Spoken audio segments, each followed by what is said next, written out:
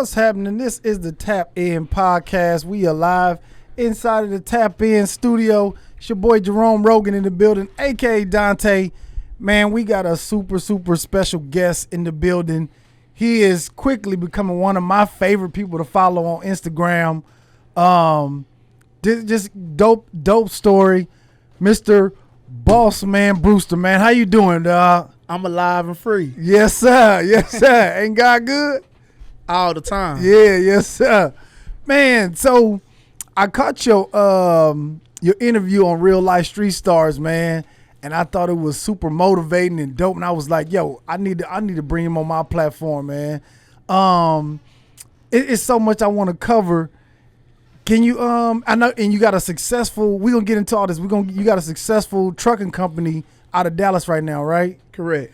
Okay, and what's the name of the trucking company? Brewster Logistics. Okay, man. So I kind of want to just walk everybody, if you can, and you did some time in the jail or in the pen? I did 13 years in the Texas Department of Criminal Justice. Okay, and what happened? What landed you in there? Matter of fact, let's not start there. What kind of kid were you as a youngster? I was bad. Man, I was one of those kids. I was super smart in school.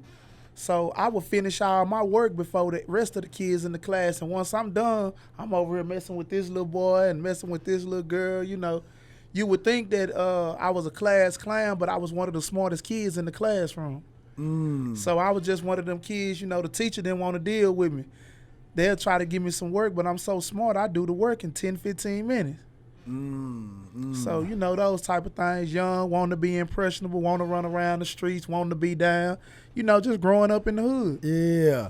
What made you, when did you first, like, encounter, like, what you would call the streets? Like, what was your first, we was like, okay, I'm out here now? Well, my mama, she a product of the streets, so I came up around it. I was already, as a youngster just coming up, I'm watching my mama do her thing in the streets. So by the time I say 11, 12 years old, I had already jumped off the porch. We already stealing out the malls, running across the parking lots, and renting out dope fiend rentals, and you know I'm already knee deep doing those type of things. Okay, all right. Was you like, you never got into like selling drugs and no shit like that, right? It was all like other petty stuff when you was a kid? Nah, when I was a kid, I used to sell dope. Straight up? Yeah, I done sold drugs to my mother before. Really? Yeah, as a little kid. Probably about 14, 15, but, you know, I was hustling then. At that time, I didn't know no better. I thought this was how it go down. She smoked, so, I mean, she gonna buy it from somebody. I might as well be the one, you know, but all that came from the lack of knowledge and the lack of parenting. So, you know, it's something that I wouldn't do now, but that's after the fact. You know, I done grew, I done matured, but as a kid, yeah, I was out there like that. Yeah? Damn. Okay. And what happened, I guess your teenage years, because you went in as a teen, right? I was 17 when I went to prison. Okay. What landed you to go to prison? So I got 4 aggravated robberies with deadly weapons and 4 aggravated assaults with deadly weapons. Me and my partners, you know what I'm saying, we just go around and just be hitting licks. That's what we would call it, hitting licks, you know. And I always tell people when I went to prison, that was just the first time I got caught for it. I had been doing it. Okay. And what was you robbing? Like grocery stores, gas stations? I'm robbing anybody I think got a bag of money. Also, like personal. Man, it can be a personal, it can be a trap, it can be a store. Wherever I think it's a bag of money and I think I'm finna be able to get away with it, me and my partners finna come see about you. Really? That's how I was living when I was a kid. Dang. Okay, shit. And then you go to jail, right? And how long did they give you? 13? So they gave me 10 years. I picked up 5 down there in the prison system. Huh? I was messing with a young lady down there. So me and her doing our thing, I got into a jam, and it was either tell on her or take the time. Okay. And what was that first day like for you, if you could remember, like when you first landed in jail? I was heartbroken. Yeah. I was heartbroken. I was sick. I couldn't believe that I was in prison. Yeah. I was just like, damn, man, I'm hurt. Like, this is real. This is not no movie. This ain't my grandma finna be able to come get me. Like, you know, when you in juvenile, you getting in trouble, you go do 6 months boot camp or go to a group home and stuff like that. You coming right back out. But when they give you that time in prison, you there. God damn. What and I just want to know because I know is the Texas Department of Corrections, like the jails out here, is it different? Like whereas race heavily in the jails in there? Oh, it's super racial in the prison system. Really? Yeah. Okay, so it's like the blacks with the blacks, the whites with the whites, that kind of separation. That's what's going on in TDC. Okay, man. Because I know I'm from California, from LA, and I know like that shit. I had to do a week, and that was too long for me in jail. You know what I'm saying? And soon as my first day when I landed, it was like they was giving me the rundown, the politics of the whole situation, and that shit scared the fuck out of me. You know what I'm saying? He was like, "Yo, the blacks over here. This is where we get down. This is where we use the toilet." I'm like, "What the fuck is going on?" Oh yeah, this shit moving fast as a motherfucker for me. Yeah. Now, prison is a whole nother world within itself. It's a world inside of a world. Different rules and regulations, different code of ethics. Like, it's a completely different situation than being out here in society. Yeah, god dang. And so, when you first touched down, when you back out free, what was your mindset? What was your thinking? Like, okay, this is what I'm about to do going forward. So, man, I got out of prison on a Monday, August 4th. On a Monday, and my gal and my sister, they the ones who came and picked me up. You know what I'm saying? So we on the highway, we riding, everybody excited. So they like, what's up? I was like, so what's up with that job? They was like, huh? I was like, yeah, man, y'all had told me that y'all got me. You know, so they were like, calm down, slow down, you just got here. I'm like, yeah, but we need to make sure that's understood, that they like, slow down, we ain't got home yet. Yeah. I'm like, yeah, but we need to make sure that's in the mix. I need that ASAP. So I knew coming home from prison, the first day I walked out, I understood the importance of finding some kind of income, generating some money immediately. And I was one of them people when I came home, man, my girl told me, man, you can chill. You know what I'm saying? Man, I got everything paid up for about 6 months. You ain't got to do nothing. You can chill. I was like, babe, I just chilled for 13 years. I'm finna to go to work. She was like, I mean, if that's what you want to do, I'm like, yeah, that's what I want to do. I don't want to sit right here and just chill. Mm-hmm. Yeah, man. And what job was that? Was just anything that you can get your hands on to start generating that income? Right. So I went through a temp service. They got me, and then they got me on at Coca-Cola, but my father-in-law at the time was already up there.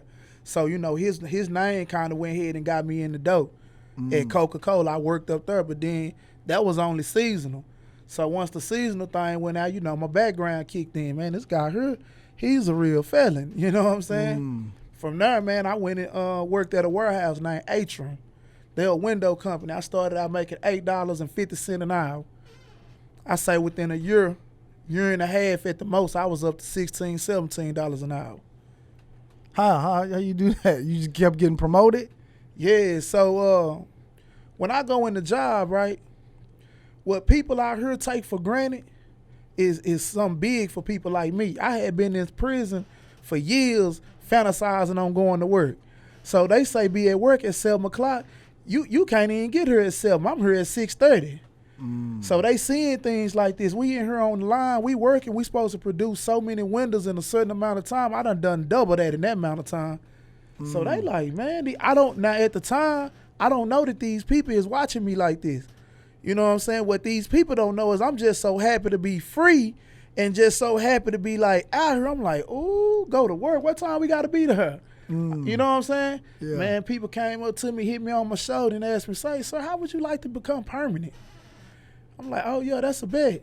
A few months after that, they come back, how would you like to be the supervisor? I'm like, for real?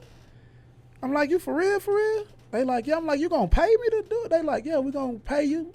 These people gonna work for you. I'm like, oh, yeah, I'm with that. So it was more about the work ethic than anything. It wasn't nothing specifically that I just went in there and done. I was just at work every day. I'm on time, and when I'm in here, I'm grinding. Man, that is, like, super important. And you know what's so crazy to me is what I find what I find crazy is most people who I don't want to phrase this. Most people that I find that's excelling is they not worrying about like having to go to work. You know what I mean? It's about they come in the grind and put in the work and let the chips fall where they may. You know what I'm saying? And those are the ones that I always see that's just getting further and further because they just like, I'm just here to work, man. You know what I'm saying? And that work ethic shit is so important, man. And I want to make sure we emphasize that.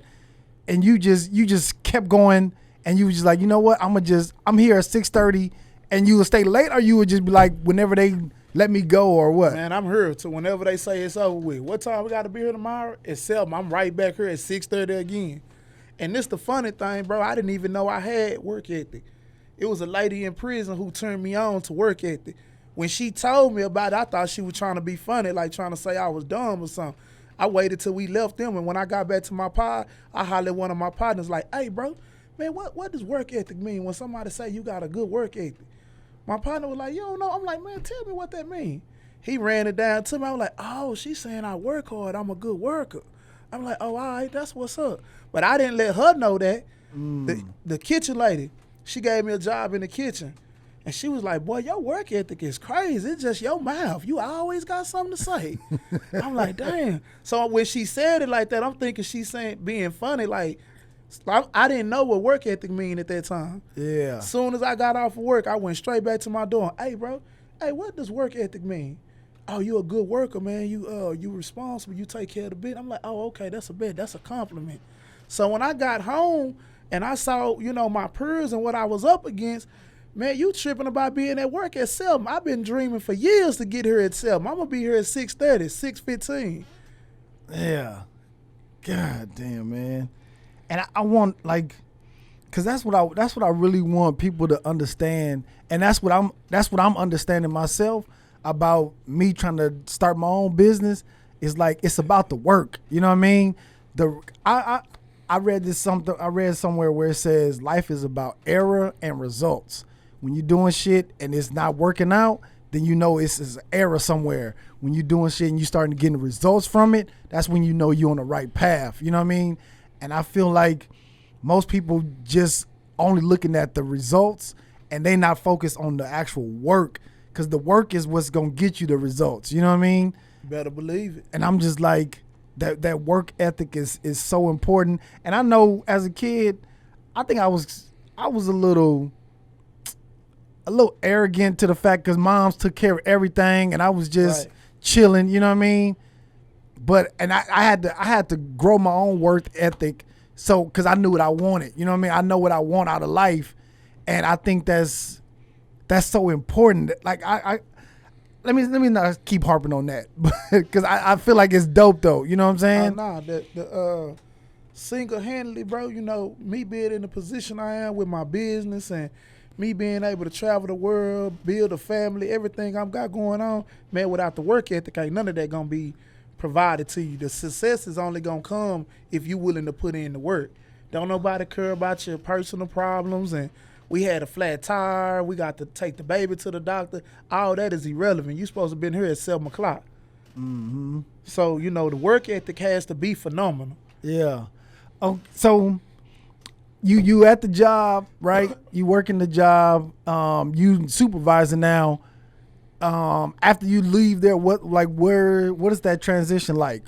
So, man, I was tired of the warehouse. I wasn't accustomed to people like going upstairs and telling the plant manager on me. And I'm like, man, this man just went and told. I'm like, what? Where I just come from, that'll get your whole head spent off. Like, what?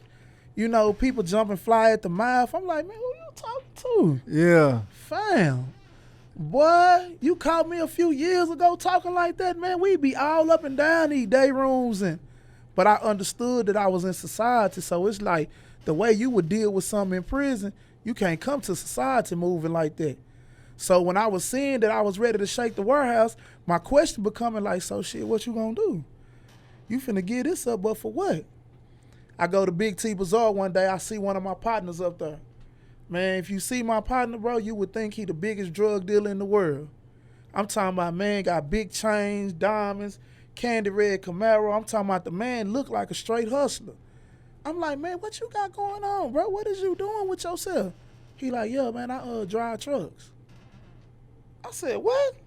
He said, yeah, bro, I don't do nothing but drive trucks. He said, I make about $1,700-1,800 a week. That's after child support for all 5 kids. I said, square business? She said, yeah. I left straight from Big T Bazaar and went to the house and told my girl, hey, babe, look up CDL license. She like, where that come from? I'm like, man, look that up, baby. We need to do that ASAP. I need to see what's going on with that. I went through the process as far as getting my CDL license. So now it's down to time to get a job. So I ain't got no experience or nothing like that. So what you gonna do? You gonna leave, you gonna stay. When you first get that CDL license, you gotta be willing to go over the road. That's the only way you gonna get the real experience. So my problem coming in like, damn, I really don't wanna leave. You know what I'm saying? I just came home. I'm like, God damn. But I was running it down by one of my partners. His name's Sam. And my partner Sam had been in business about a good 20 years. He been having his own business. So I'm always asking him business questions and things like that, just picking his brain. So I'm telling him my dilemma. I'm like, man, I got the CDL license, bro, but they talking about I'm finna have to be gone for 2 weeks, come home a week, gone 2 weeks. I'm like, man, I don't know about that. He like, yeah, but what you got to lose? He was like, damn, what everybody keep telling you. Go jump in the truck and go check it out for yourself. He was like, what you got to lose? Everything that's right here is going to still be here when you get back, bro. Go give yourself a shot. I was like, you know what? I'm going to go and do it. Went to the house and told my girl, man, I got a little gig, man. I got to be gone for 2 weeks, home a week. She was like, you sure this what you want? I'm like, yeah, I'm finna run with it. Just like that. And how long did you work for somebody else? How long was you gaining that experience in the trucking? For about a year. For a year? I went across the whole United States of America. Really? Yeah. Dang. And then once you got the experience, you was like, okay, I know what I'm doing. What made you like, you know what, I'm about to start my own company. I'm about to jump out here and do my own thing. Right. So I ain't gonna say that came by default, but that just came by me just shooting my shot, seeing what I could do. So I got a partner that was already into doing hot shot trucking. So every time I come home, I pull up in the hood, see my partners or whatever, he be laughing and making fun of. He be like, boy, how many miles you just drove for them people? I be like, about 4,000-5,000. That's 5,000 miles you could have drove for yourself. I'm like, yeah, man. I'm like, but bro, I don't want to get no 18-wheeler, He like, no. He like, man, you can go get a dually and a trailer and make the same money. I'm like, you think I could do that? He like, I don't see why not. So that's where the curiosity started coming. So now I got to figure out like, damn, to get an 18-wheeler, bro, you're going to have a little bread. Yeah. You're going to have to put down a good 15 racks, and that's with decent credit. Versus getting into them hot shots, all I got to do is go to the dealership and I'm trying to purchase a vehicle. Get an auto loan, I got decent credit, boom, they'll give you that all day long trailer. Right. So it was more of an easier transition for me to get into it. And once I had committed to it, I done put all my money on the line. I ain't got no choice. We got to see if it's going to work or not. Yeah. I done already bought the truck. I done already bought the trailer. I'm on death ground. It's either sink or swim. So that's how it was. It was either sink or swim. Dang. So how do you, and I don't know if this is even information you want to give out, but how do you get the what are they called? The trailers. Not the trailers that they pull, the actual products. How do you lock that down to get that? So in order to get that, you're going to have to be about grinding. Everybody, so I do mentorship with the trucking. I have a Brewster Trucking 101 where I teach individuals how to go about starting their own trucking company and whatnot. And one of the biggest questions everybody want to know is, how do I get to work? You get to work by being in the trenches. Okay. And the trenches is just knowing the right people, or? No, sir. The trenches is you going to go pick that load up and dropping it off over here to this shipper, leaving them going to another shipper picking up.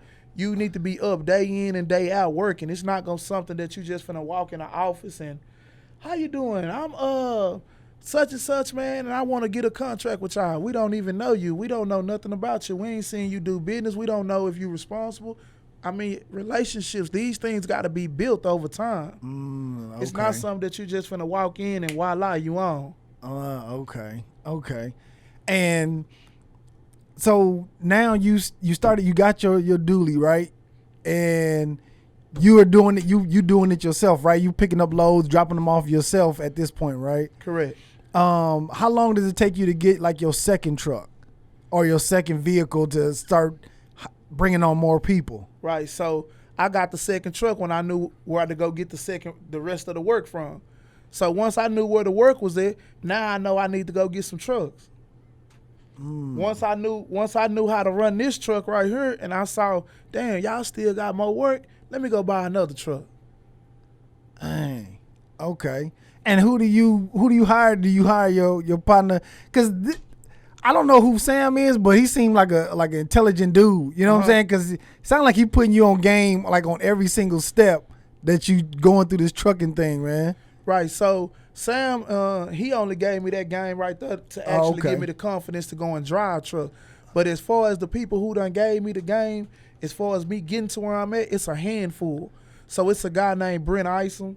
It's a guy named Shante Hall. It's a guy named Maurice Green. My father-in-law, Virgil. My wife. Like, it's so many different people who have played critical component parts to each step in different areas and in different ways. So I won't just credit it to no one person because I done built a solid team. It was a team conglomerate type situation to get me here. Dang. Okay. And from the time that you started trucking until you got your second truck, how long was that process? How long did that take? I give it about 2 years. Okay. Because what I really want to stress is when because I got a homeboy that just came home, you know what I'm saying? And what I want people that just coming home to know, like, it's going to take you time, but you just got to keep building those blocks and putting those days, adding those days up together so you can become a Bossman Brewster, you know what I mean, in their own right. And just start putting them days together where you grinding, you know what I mean? And it's not going to happen like right away. But because I know sometimes I feel like some of my partners that have been in, they just get frustrated and then go right back to the streets. Right. So how you fast track your success is finding mentors and people that's already where you want to be. Had I known a Bossman Brewster when I first came home, it wouldn't have took me this long to get on. So if you coming home from prison, Bossman Brewster is somebody you supposed to be trying to lock in with and find out whatever he doing, how he doing it, because he's going to be able to prevent you from making the mistakes that he done already made. That's the reason why you get up under mentors, you find them. Even if it's not me, that's even if somebody that's in the podcast industry with what you do and they see how you doing it, they trying to get on. Okay, you need to be trying to get in contact with him, see what he doing, how he doing it, where do I need to go for this, and how do I do that? This is how you get on. This is how you fast track your own success. I'm sure you can stop somebody from making mistakes in podcasting that somebody like me just started. I'm going to make all kind of mistakes because I don't know. But if I know you, I'm a part of your mentor program or whatever you got going on, that's going to fast track my success. Okay. Now, how do people, how do they join the mentor program that you got? So BrewsterTrucking101.com, that's my website. So I have a curriculum that I sell. It's like $500. It just really basically show you the ins and the outs, how to get started, what you need to do, cool. But the actual hands-on mentorship program, that costs you $2,500. And the reason it's going to cost you $2,500, because one thing I know, I'm from the streets. Once I put my money on the line, I'm for real. If you ain't got no skin in the game, you ain't going to take it serious. You're going to be wasting my time and yours. But if you put some skin in the game, oh, it's serious now. I done spent that bread. Yeah, it's serious. I need to be locked in, tuned in on whatever this is going on. Yeah. Okay. Man. And let's talk about your book, man. From the wreck, what is it called? From the wreck yard to the streets. Man, what's the book about, man? That book just really about my transition as far as coming home. Okay. Like I say, I had been in prison for over 13 years. So I was accustomed to living a certain kind of way. I was accustomed to being dealt with a certain kind of way. So when you reintegrate into society, you have to be able to adapt quickly. So you have to be able to switch that mindset. So that book is just an example of all the different things that I had to go through. Okay. And where can people get the book at? That book right there on Amazon.com. You can Google From the Rec Yard to the Streets, and that book gonna pop up. Okay. What was that? How was it writing the book, man? Like, was it easy for you? Like putting all your thoughts on what you went through on paper? So I'm finna get ready to drop a second book in a few weeks, From the Streets to the Suites. Okay. That book was a whole lot easier than this book right here. The very first book was really a challenge for me from the standpoint, this is not something that I just wanted to do. I had a partner that was down there in H-Town. He's gifted in this area. So this is what he do. So I was just like, man, let me try to go on at least pen me one book, because he used to always tell me, man, everybody got a story they supposed to write at least one book in their life, you know what I'm saying? So I just started putting it down. Writing. I go read it to my girl. I chop game with him. What you think about this right here? And I just put it together. Before I knew it, it took off, man. I got invited to an event, and man, that changed the trajectory of everything. Really? How long did it take you to write it? I say about 4 to 6 months. Okay. Off and on. Okay. And man, I seen last week too, you was doing something for kids. It was like a what was it? It was like a business thing that you was investing in for kids. What was that? So we have a lady that's in the Dallas-Fort Worth area, keeping families connected. Her name is Letitia. And she has a program where if you your family members, she pick them up and take them down there to go visit you. She got a nonprofit organization. This is what they do. Well, they kids, sometimes the kids be involved, and she take the kids down there to go see the parents. So now, you know, her just growing and expanding her platform, she opened up a business for 13 different kids. So she invited me to come out, to come speak and come see what they had going on. And when I got there and I saw everything, I was like, you know what?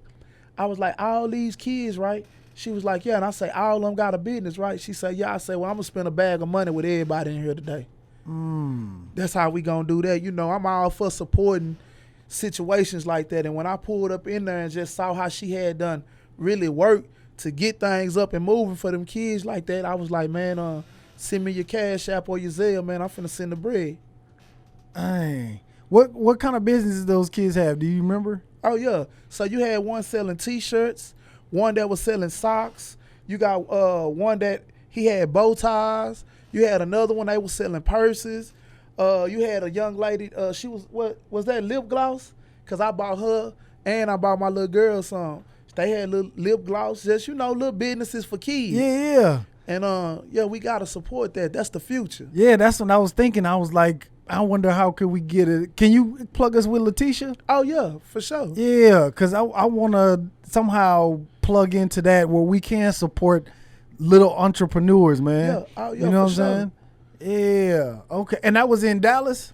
That was in Dallas. She had Rock T from the Ricky Smiley Morning Show. He came out, he hosted it. It was all love, you know what I'm saying? It was a good event. Yeah, man. Dang. That's dope. So, man, where I know you got the book coming out from the suites to the streets. Nah, from the streets to the suites. Yeah, okay. We elevating, baby. Okay. We elevating. Yeah. So, where what else is going on? Cuz man, I'm straight up, I'm really be intrigued by dudes that's hustlers, like from the streets, you know what I'm saying? Because I be feeling like a lot of times dudes that's in the streets be so fucking smart, you know what I mean? Right. But I guess we just be more attracted to the quick money, and that's short money, you know what I'm saying? Right. But I know a bunch of dudes that's in the streets that's fucking brilliant, but it's just they a product of their environment, you know what I mean? Right. What's next, man? Where do you see Brewster Logistics going like next? Where you see you taking it? Oh, you know, we gonna be a national brand. We changing the streets all over America, bro. That's the goal, man. We want to enter to all the ghettos, all the colleges, all the schools, all the streets. We want to become a national brand, showing people and letting them see, hey, man, you can be successful. This can go down. It don't matter that we black, we from the hood, we started from a disadvantaged standpoint. Hey, man, it come a point in time when you reach a certain age, the responsibility and accountability fall on you. I'm going to be a reflection of that. I'm going to show y'all this. So, yeah, that's the direction in which we move. Yeah. You ever thought about being like a motivational speaker? Man, people tell me that, bro, but I just be like, you know, it's cool if I can motivate and inspire, but my thing really just be, I be wanting the streets and the rec yards to know, hey, bro, this is the play. This can go down. Don't let them fool you and have you thinking because you grew up in the hood, because you grew up from a disadvantage, because you a felon, and they want you to think that you can't do it. I'm telling you this can go down. So that be my thing when I be feeding the streets. I don't be really looking to be a speaker or nothing like that. I just be wanting to feed the streets. Yeah, and I think what everything that you done been through, you the perfect person to actually speak, you know what I mean, to kids and just to motivate people. Not even I think just the streets, yes, but I think your audience is so much bigger. It's like the world that could tap in to some of the things that you've been through, and you speaking from experience too. Yeah, you know what I mean? I done been invited to college campuses and stuff to come speak. So, you know, my story, my platform is way bigger than just the streets and the rec yards. It's just that be my I ain't gonna say targeted audience, but that's where my passion and my love is. That's where I'm from. So, you know, I know what it is to come up in the game, and man, this all we know. This really all they know is robbing and hitting licks and selling dope. Like, they don't really believe that they can be successful in a different light. Yeah, I know what that really is to come from that. So, you know, I just be more passionate towards them people. But, you know, college campus, entrepreneurs, anybody along them lines, man, you're going to learn a great load of knowledge and information just from my trials and tribulations. Yeah. Some of your homeboys that you grew up with, are they in business with you, or are they started working for you, or what they doing now? Man, I don't even communicate and socialize with a lot of them. I say probably about 10% of them that I actually, you know, grew up in the streets with. Man, you know, I got a new circle of friends and family, man. So a lot of things that I participated in as a child, man, you know, I can't be around that. Yeah. On a whole nother path. Yeah, you know, people, places, and things, that's important. Yeah. Those are triggers, so you got to be conscious of it. Yeah. God damn, man. Shit.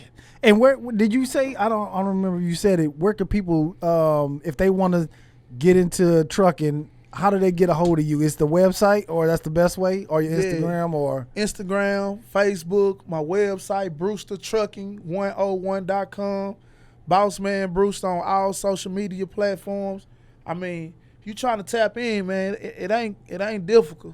Yeah, because I mean, when I reached out to you, it was like, hey man, what you want to do? You just hit me. You know what I'm saying? So if it's something that I see, I'm all for supporting other businesses. I'm all for supporting people that's trying to get on and do better. As long as I see you got something productive going on, I bring value to you, you bring value to me. Let's make it happen. Yes, sir, man.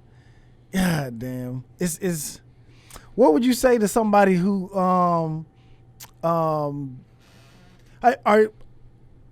let me ask you one question at a time, because I got so many shit going in my head. Are you investing in like tech or anything like that? So I got a lot of partners. As a matter of fact, one of my mentees, that's what he do. He in the stocks, trade, and all that type of stuff. And he been trying to get me to get in it. But I be telling him, man, you know, I'm so tied down with these trucks, books, mentorship, you know what I'm saying? But as time progress, that's most definitely a lane that I'm looking to tap into. Yeah. And I know I seen this. It was this dude that was. It was like an interview I think I seen a while ago where this guy was in jail and he was teaching people about stocks, and it was like, I think it was probably like a couple of years ago. Like he was teaching inmates about how to do stocks while they in jail, because I know they get money on their books. Right. He was teaching them how to take the money from their books and invest it in stocks while they still locked up. You know what I mean? And I think I was like, yeah, that's dope. Man, some of the smartest people I know are in prison. I'm talking about some of the smartest, sharpest individuals I have ever met in my life are in prison right now. God damn. I always think, like, what if them people wasn't in jail, what could they be out here in society? You know what I'm saying? That's the same thing. They sitting on the rec yard wondering.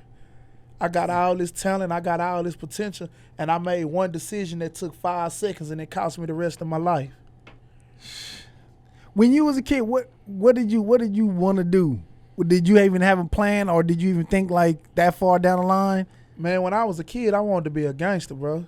Straight up? Yeah, straight up. I wanted to be the mafia boss. I wanted to be a big-time mafia boss when I was a kid. Those was my dreams and my aspirations as a child. Really? God dang. That street life is I feel like it's so much things that you learn just being in the streets that you can't learn nowhere else, you know what I mean? About energy, about just dealing with people, you know what I mean? I think those are intangible things that you can't be taught. You know what I'm saying? Nah. Say, I always tell people, man, I went to Penn State. They be like, huh? I be like, yeah, I went to the state penitentiary, but it was a college. It was an institution. In prison, you're going to learn human behavior, psychology, sociology. I'm going to learn these things firsthand because I'm dealing with multiple personalities, multiple backgrounds, multiple dysfunctions, multiple addictions. You're going to learn how to function in a closed environment amongst this. This is a whole college course. That's if you use it for that. Yeah. Let me ask you this. As far as the trucking, are women doing trucking?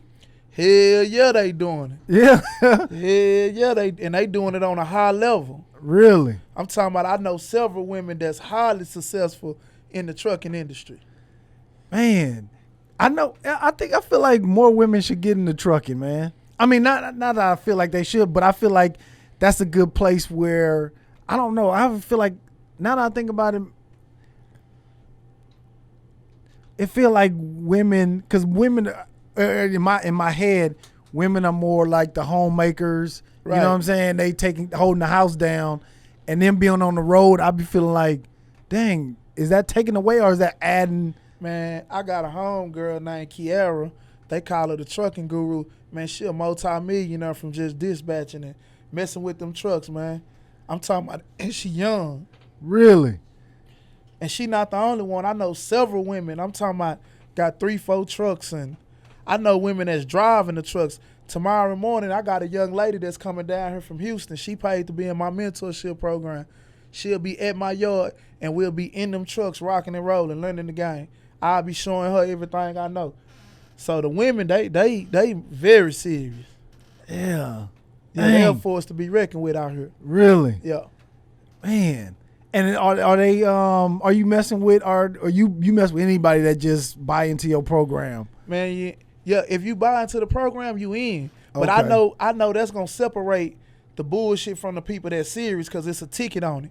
When it's a price, that's gonna them ain't the J's. I need my money for the J's. Okay, but I'm gonna need my money for this education and this knowledge and this insight and this hands-on training. That's what I'm gonna spend my bread on. Yeah. Man, I think I'm gonna try to plug my homeboy in with you, man, cause he just got home like 7 months ago, and like, dude is fucking smart as fuck, man. Right. He's smart as fuck. Nigga went to college. That's where I met him. Went to college, everything, and got caught up in the streets. Went and sat down for 12. I think it was 10 or 12. And now it's like this nigga is doing way more shit than I know my partners that has been here the whole time. Right. This nigga's doing way more. And I'm like, God damn. That's that ambition in him. Yeah. You know, when you've been locked in that cell like that, bro, when you've been just really locked, and then especially for somebody who felt some pain when they was in there. If you went through some real pain, you felt some traumatic while you was in there, when you get here, you gonna make sure that you in a position to where if anything crazy ever happen again, you all right. You gonna put yourself in that kind of position. And I'm speaking from hands-on experience because of what I went through when I was in prison. I know why I came home so motivated and so hungry. I knew I didn't want that to ever happen to me again. Yeah. I feel like you ever heard a dude named Wallow? Wallow 267. Yeah. Yeah. I feel like both of y'all, man, will y'all could take over the world, both of y'all together. Yeah. Wallow good people, man. He got some game about himself. I be checking him out. So, yeah, I most definitely know who he is. Yeah. I feel like the same thing with Wallow is what you speaking of, man, because both of y'all that came through the same, I guess, thing, you know what I mean? Yeah. Same stuff, man. Yeah. God dang, man. I ain't gonna hold you too long, man. And the book From the Streets to the Suites is coming out next week. Hey, man, from the streets to the suites, man, lock in, man. This here gonna be a bestseller. Okay. And it is available on Amazon? It'll be available on Amazon.com. It'll also be available on all my platforms. Okay. And if they want to get a hold of the trucking, same website? Same. You can go to any one of my platforms, hit that LinkedIn. I'm talking about anything concerning Bossman Brewster will be on there. Okay. Man, I appreciate you, Bossman, man. Oh, yeah, for sure, man. I'm glad I could pull up. Yeah. I like your spot up in here. Appreciate it, man. Appreciate it. You got these boys signed, man. Hey, oh, yeah, I signed the wall. Yes, sir. Big Brewster's on the wall, man. Make sure I'm on the wall, yes. man. This here going to be legendary. Yes, sir, man. This is just our starting point. You know what I'm saying? You got to start, though. Yeah. Yeah, we got too many people still trying to figure out when they going to start.